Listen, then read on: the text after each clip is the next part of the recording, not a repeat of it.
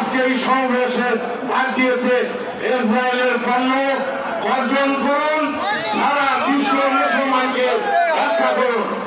আর বর্জন করুন, সারা বিশ্ব মুসলমানকে রক্ষা করুন। আর আমি সরকারের কাছে এখন আবেদন জানাবো, আপনি তত্ত্বাবধায়ক সরকার, অন্তর্বর্তী সরকার, আপনার কাছে আমার অনুরোধ থাকলো রংপুর থেকে অনুরোধ হলো আপনারা রংপুরের পণ্য সারা বাংলাদেশের যে পণ্য ইসরায়েলে আছে এগুলো বন্ধ করুন, লাইসেন্স বাতিল করে দেন। কোন ব্যবসায়ী আজকে থেকে ইসরায়েলের কোন পণ্য ব্যবহার করবে না এবং বিক্রয় করবে না। হয়ে গেছে এবং সময় সংকীর্ণের জন্য আমরা মাত্র দুজন বক্তৃতা দেওয়ার পর আমরা মিছিল করব।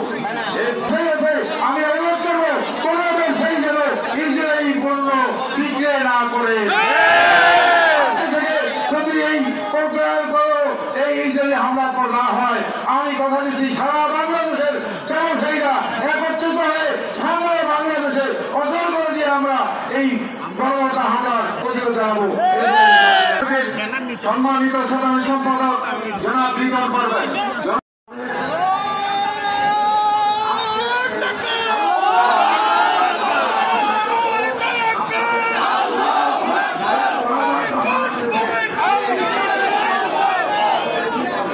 আপনাদের প্রত্যেক মহল্লার মসজিদের ইমাম এবং খতিবদেরকে আপনারা এই মেসেজ দিবেন, আমরা জুমার বক্তব্যে আমাদের মুসল্লিদেরকে আমরা